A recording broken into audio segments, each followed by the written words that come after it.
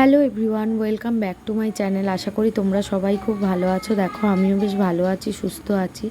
তো অন্য দিনের মতো আজও একটা রেসিপি শেয়ার করতে চলেছি, তো দেখতে থাকো রেসিপিটা। তো আজকের যেটা বানাবো সেটা হলো আলু দিয়ে হাঁসের ডিমের তরকারি। তো চলো দেখতে থাকো পুরো রেসিপিটা। দেখো প্রথমে প্রেশার কুকারে ডিম আলু কেটে সিদ্ধ করে রেখে দিয়েছিলাম। তো আলুগুলো কেটে প্রেশার কুকারে দিয়ে আর তার মধ্যে হাঁসের ডিমগুলো দিয়ে সিদ্ধ করে সব রেখে দিয়েছিলাম। এবারে ডিমের খোসাগুলো ছাড়িয়ে ডিমগুলোকে দেখো নুন হলুদ একটু লঙ্কার গুঁড়ো মাখিয়ে ভেজে রেখে দিয়েছিলাম তেলে।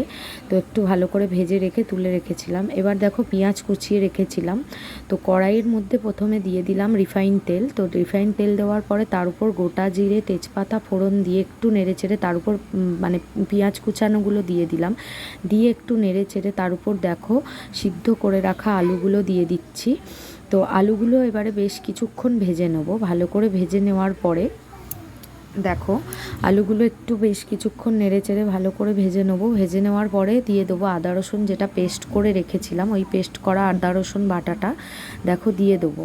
তো তোমরা তো জানো সবাই যে আমি রান্না করার সময় বেশিরভাগ ক্ষেত্রেই গরম জল ব্যবহার করি। তো গরম জলটা ওই এক সাইডে বসিয়ে রেখেছি, দেখতেই পাচ্ছ। তো গরম জলটা এই তরকারির মধ্যে দেবো। তো দেখো আদা রসুন বাটাটা দিয়ে দেওয়ার পরে নেড়ে ছেড়ে তার উপর দেখো হলুদ গুঁড়ো, লঙ্কার গুঁড়ো, জিরের গুঁড়ো, কাশ্মীরি লঙ্কার গুঁড়ো, পরিমাণ মতো নুন, সবটাই পরিমাণ মতো দিয়ে ভালো করে দেখো নেড়ে চেড়ে একটু কষিয়ে নেব। ভালো করে কষিয়ে নেওয়ার পরে দেখো আজকের কিন্তু সানরাইজের যে গুঁড়ো গরম মশলা দিয়ে ওটা আজকে দেবো না, আজকে পেস্ট করে গোটা গরম মশলা রেখেছিলাম ওটাই দেবো।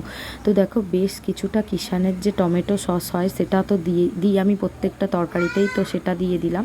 তো দেখো এবারে পেস্ট করে রাখা যে গোটা গরম মশলা সেটাও দিয়ে দিলাম। দিয়ে এবারে বেশ কিছুক্ষণ ভালো করে নেড়ে চেড়ে নেব। নেড়ে চেড়ে নেওয়ার পরে দেখো যে এদিকে গরম জলটা বসিয়ে রেখেছিলাম, তো ওই গরম জলটা দেখো দিয়ে দেখো ডিমগুলো তার উপর পেতে পেতে সব দিয়ে তারপরে চাপা দিয়ে দেবো। তো চলো দেখো। তো দেখো ভালো করে জলটা দিয়ে দেখো একটুখানি ভালো করে নেড়ে চেড়ে ফের দেখো হাঁসের ডিমগুলো সব দেখো পেতে পেতে দেখো দিয়ে দিচ্ছি। দিয়ে দেওয়ার পরে দেখো ঢাকা দিয়ে দেবো। দেখো তো এবার দেখো ঢাকা দিয়ে দেব। তো ঢাকা দিয়ে দেওয়ার পরে একটু কিছুক্ষণ ফুটে যাবে, মানে সিদ্ধ হয়ে যাবে। ডিমগুলো সিদ্ধ হয়ে যাওয়ার পর আলু ডিম সিদ্ধ হয়ে গেছে। তো এবার দেখো তরকারিটা প্রায় রেডি হয়ে গেছে। তো এবার দেখো নামিয়ে নিচ্ছি।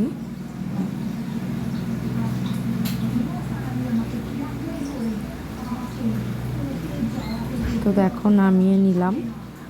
তো চলো দেখো রেডি আমার গরম গরম আলু দিয়ে হাঁসের ডিমের তরকারি। তো চলো দেখো রেডি গরম গরম আলু দিয়ে হাঁসের ডিমের তরকারি।